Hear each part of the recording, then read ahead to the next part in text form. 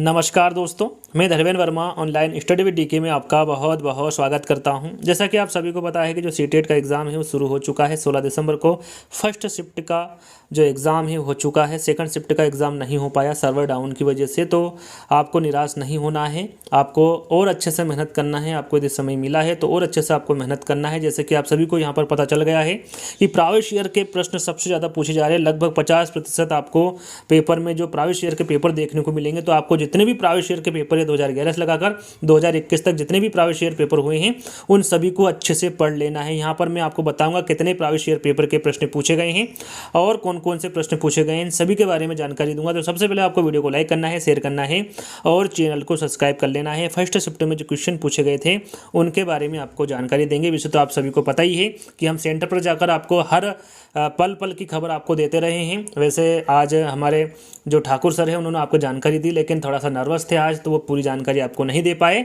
मैं आशा करूंगा कि कल से वो आपको और अच्छी तरीके से जानकारी दे पाए। तो यहाँ पर उसी को देखते हुए बाल विकास, पर्यावरण, हिंदी, संस्कृत, मैथ से इनमें से किस प्रकार के प्रश्न पूछे गए थे वो सभी का समावेश हमने इस वीडियो के माध्यम से किया है। सबसे पहले तो हमने जो प्राइवेट ईयर पेपर है उनको उठाया। जिस दोस्त ने, जो हमारे एक दोस्त हैं, उन्होंने जो पेपर दिया था उनको बैठाया, उनको सभी जो प्राइवेट ईयर के क्वेश्चन पेपर हैं उनको पढ़ाया और जो जो प्रश्न पूछे गए थे उसमें से टिक किया। लगभग 30 से 40 प्रश्न ऐसे थे जो प्राइवेट ईयर पेपर से पूछे गए थे, यानी कि लगभग 30 से 40 प्रश्न नहीं, टोटल 30 से 40 प्रश्न आपको इस वीडियो के माध्यम से मिलेंगे। लेकिन समथिंग ये समझ के चलिए कि 50% या 40 से 50% प्रश्न आपके सीटेट एग्जाम में प्राइवेट ईयर पेपर से पूछे ही जा रहे हैं। तो सबसे पहले मैं आपको बता दूं कि यहाँ पर जो प्रश्न है वो विषयवार नहीं रखे गए हैं। जहाँ पर जिस प्रकार के प्रश्न मिले उसी प्रकार से यहाँ पर प्रश्न रख दिए गए हैं। तो यहाँ पर देखिए, प्राथमिक स्तर पर एक शिक्षक में निम्न में से किसे सबसे महत्वपूर्ण विशेषता माननी चाहिए। यहाँ प्रश्न सीटेट एग्जाम फर्स्ट शिफ्ट में पूछा गया था और आपका राइट आंसर होगा धैर्य एवं दृढ़ता। यदि आपने धैर्य एवं दृढ़ता लगाया होगा तो 1 नंबर आपका ऐड कर लीजिएगा। प्राथमिक स्तर पर एक शिक्षक में धैर्य एवं दृढ़ता सबसे महत्वपूर्ण विशेषता माननी चाहिए। दूसरा प्रश्न यहाँ पर, एक विद्यालय में किसी कक्षा 5 के बच्चों के शैक्षिक भ्रमण की योजना बनाई। भ्रमण के दौरान बच्चों में आपकी क्या अपेक्षाएं रहेगी। यहाँ पर देखिए, भ्रमण से संबंधित 2 से 3 प्रश्न पूछे गए थे। तो यहाँ पर मैंने उत्तर इसलिए नहीं लिखा है कि किसी भी प्रकार से ये प्रश्न पूछा जा सकता है। 4 विकल्प किसी भी प्रकार से आपसे पूछे जा सकते हैं। तो यहाँ पर भ्रमण से संबंधित 2 प्रश्न पूछे गए थे, तो इस प्रकार के प्रश्न को आपको याद कर लेना है। एक भाषा शिक्षक के रूप में सबसे बड़ी चुनौती है। 4 विकल्प किसी भी प्रकार से रखे जा सकते हैं।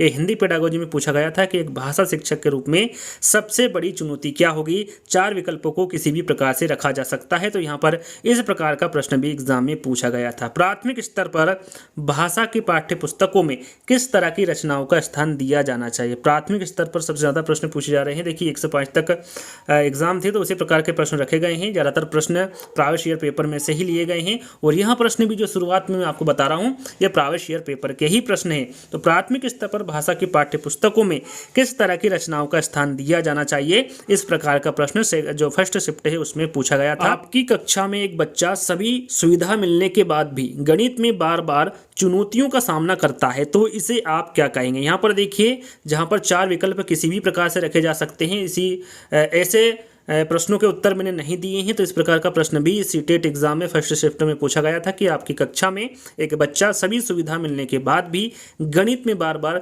चुनौतियों का सामना करता है, तो उसे आप क्या कहेंगे। लोकाग्रहित का संधि विच्छेद। यहाँ पर देखिए, 6वां और 7वां प्रश्न दोनों ही हिंदी से लिए गए हैं। लोकाग्रहित का संधि विच्छेद पूछा गया था आपसे, तो राइट आंसर आपका क्या होगा वहां पर लोक प्लस ग्रहित। यदि इसमें संधि पूछी जाती है कि लोकाग्रहित में कौन सी संधि होगी, तो इसमें दीर्घ स्वर संधि होगी। लेकिन लोकाग्रहित का यहाँ पर संधि विच्छेद पूछा गया था, तो लोक प्लस ग्रहित होगा।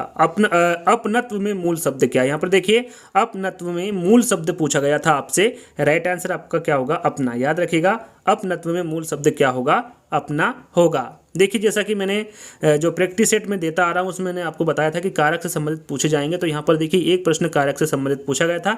कौन सा प्रश्न पूछा गया था ये कंफर्म नहीं हो पाया है। 9वां प्रश्न, यदि आपकी कक्षा में एक दृष्टिबाधित छात्र हैं तो आप कक्ष में क्या उपलब्ध कराएंगे। यहाँ पर आपसे पूछा गया था कि यदि आपकी कक्षा में एक दृष्टिबाधित छात्र हैं तो आप कक्ष में क्या उपलब्ध कराएंगे। ये सीटेट एग्जाम के फर्स्ट शिफ्ट में पूछा गया प्रश्न है।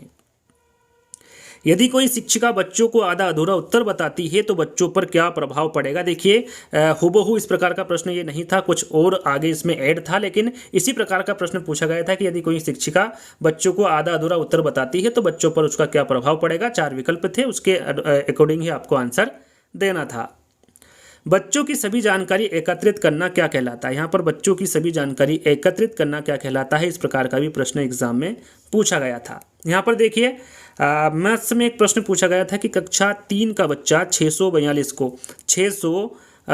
को पढ़ता है, लेकिन 60,042 लिखता, लेकिन पढ़ता क्या है उसको 642 ही पढ़ता है, लेकिन लिखता क्या है उसको 60,042 लिखता है। यहाँ शिक्षक के लिए किस ओर संकेत करता है। तो यदि इस प्रकार का प्रश्न पूछे, लेकिन यहाँ पर मैं आपको बता दूं कि यहाँ पर जो अंक दिया हुआ है ये जरूरी नहीं कि यही आपकी जो प्रथम पाली है, फर्स्ट शिफ्ट है, उसमें दिया है। यहाँ पर मैंने अपने अकॉर्डिंग लिखा है, लेकिन जो प्रश्न है उसी प्रकार का पूछा गया था और आपका उत्तर क्या होता वहाँ पर बच्चा ध्यान से सुनता है लेकिन स्थानीय मान की समझ स्थापित नहीं कर पाया है। यह भी सीटेट एग्जाम के प्राइवेट ईयर में पूछा गया प्रश्न है। यदि आपने प्राइवेट ईयर पेपर पढ़े होंगे तो आपको समझ में आ रहा होगा। यहाँ पर देखिए प्राथमिक स्तर पर बच्चे को आकलन करने का सर्वश्रेष्ठ तरीका है रिक्त स्थान का प्रयोग करना है। किसका? पोर्टफोलियो आपका राइट आंसर यहाँ पर होगा। बिहार के गांव में बहुत से किसान अतिरिक्त धन कमाने के लिए मधुमक्खी पालन कर शहद एकत्रित करने का कार्य करते हैं। मधुमक्खी पालन करने का सबसे अच्छा समय, देखिए सबसे अच्छा समय पूछा गया था आपसे। राइट आंसर क्या होगा आपका? अक्टूबर से दिसंबर। एक ही तरह की फसल बार बार उगाने और बहुत से रसायनों के उपयोग करने से मृदा कैसी हो जाती है? तो मृदा बंजर हो जाती है। कैसी हो जाती है? बंजर हो जाती है। शालिनी ने कक्षा 4 के विद्यार्थियों को विज्ञान केंद्र दिखाने के लिए शैक्षणिक भ्रमण की योजना बनाई है। नीचे दिया गया कौन सा सामान्य निर्देश इस भ्रमण के लिए अप्रासंगिक है? देखिए इस प्रकार का प्रश्न भी सीटेट एग्जाम में पूछा गया है और 4 विकल्प किसी भी प्रकार से आपके सामने रखे जा सकते हैं। प्राथमिक स्तर की ईवीएस पाठ्य पुस्तकों में कविताएं और कहानियां सम्मिलित करने का कारण, यहाँ पर देखिए कारण पूछा गया था। प्राथमिक स्तर की ईवीएस पाठ्य पुस्तकों में कविताएं और कहानियां सम्मिलित करने का कारण क्या है? ब्रेल लिपि। ब्रेल लिपि के बारे में नीचे दिए गए कथनों का अध्ययन कीजिए। यहाँ पर देखिए ब्रेल लिपि से संबंधित भी 2 प्रश्न पूछे गए थे। यहाँ पर भी किसी भी प्रकार से 4 विकल्प आपको दे सकते हैं। ब्रेल लिपि के बारे में नीचे दिए कथनों का अध्ययन कीजिए, ये प्रश्न एग्जाम में पूछा गया था। जैसे कि एक और प्रश्न पूछा गया था, जैसा कि मैंने आपको बताया 2 प्रश्न पूछे गए थे कि ब्रेल लिपि में मोटे कागज पर उभरे हुए बिंदु बने होते हैं। यहाँ लिपि आधारित होती, कितने बिंदुओं पर आधारित होती हैं? तो ये 6 बिंदुओं पर आधारित होती हैं। प्राथमिक स्तर पर बच्चों की घर की भाषा को अपनी कक्षा में स्थान देना जरूरी है, क्योंकि घर की भाषा बच्चे की भाषा ही पूंजी है। यहाँ पर आपका राइट आंसर क्या होता? बच्चे की भाषा ही पूंजी है। हार्वर्ड गार्डनर का बुद्धि का जो सिद्धांत है वो किस पर बल देता है? यहाँ पर देखिए 4 विकल्प के अकॉर्डिंग ही मैं आंसर दे रहा हूँ। वहाँ पर क्या 4 विकल्प थे उसके बारे में मेरे को जानकारी नहीं है, लेकिन इसका उत्तर होगा प्रत्येक व्यक्ति की विलक्षण योग्यता पर बल देता है। हार्वर्ड गार्डनर का जो बुद्धि का सिद्धांत है ये प्रत्येक व्यक्ति की विलक्षण योग्यता पर बल देता है। निम्नलिखित में से कौन सा आलोचनात्मक दृष्टिकोण बहुबुद्धि सिद्धांत से संबंधित नहीं? यहाँ पर देखिए आलोचनात्मक दृष्टिकोण बहुबुद्धि सिद्धांत से नहीं है संबंधित, ये आपको बताना है। 4 विकल्प आपके सामने थे, उसमें से आपको एक विकल्प ऐसा होता जो आलोचनात्मक दृष्टिकोण से बहुबुद्धि सिद्धांत संबंधित नहीं है। वो कौन सा है? निम्नलिखित में से कौन सा आलोचनात्मक दृष्टिकोण बहुबुद्धि सिद्धांत से संबंधित नहीं? यहाँ पर देखिए नेगेटिव प्रश्न पूछा गया है। किसी भी प्रकार से आपको सामने 4 विकल्प को रख सकते हैं और पूछ सकते हैं कि निम्नलिखित में से कौन सा आलोचनात्मक दृष्टिकोण बहुबुद्धि सिद्धांत से संबंधित नहीं है। कक्षा में कुछ बच्चे लिखते समय वर्तनी संबंधी त्रुटियां करते हैं, एक भाषा शिक्षक के रूप में आप क्या करेंगे? यहाँ पर देखिए प्रश्न पूछा गया है। कक्षा में कुछ बच्चे हैं जो लिखते समय वर्तनी संबंधी त्रुटियां करते हैं, एक भाषा शिक्षक के रूप में आप क्या करेंगे?